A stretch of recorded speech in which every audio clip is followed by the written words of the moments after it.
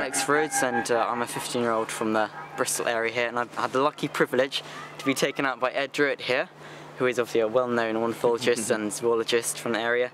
And well, Ed, what have we caught this morning? We've been out bird ringing, so we've had the mist nets up, and we've had a great spotted woodpecker, which is probably the highlight. Very nice male. It's been a good sort of 24 hours really. So the bite blitz is 30 hours in all. The bird ringing works best in the morning.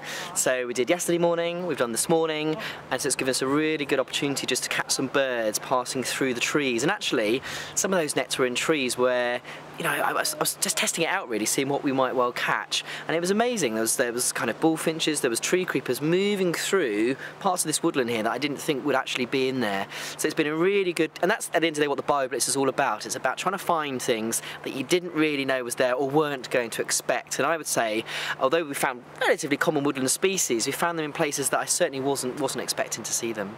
Earlier on, I had a wren in the net, and the problem with wrens is they're very small little birds with little kind of whirring wings. And so what they do is they go into the net, into the pocket, and they tend to whirl round and round and round until when you actually then come to get them out, you can't quite find the way in to get them out.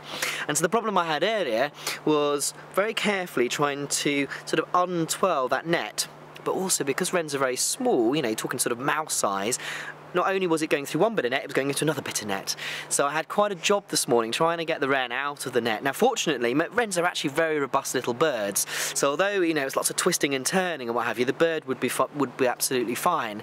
In this case, because I'd actually been dealing with it for some minutes or so, I decided just to release it rather than handle it further and actually ring it. And that's a decision obviously to make depending on how much you're handling the bird. But in terms of how I was doing it, it was all very safe. It was making sure that the bird wasn't going to get crushed or there wasn't going to be any breakages of bones and anything like that, and it's more just a case of manipulating it round just to get the netting off the bird, which of course we did successfully. We've had two male blackbirds, and they both went in the net at the same time, so we're thinking perhaps one was chasing the other and they both got caught in there.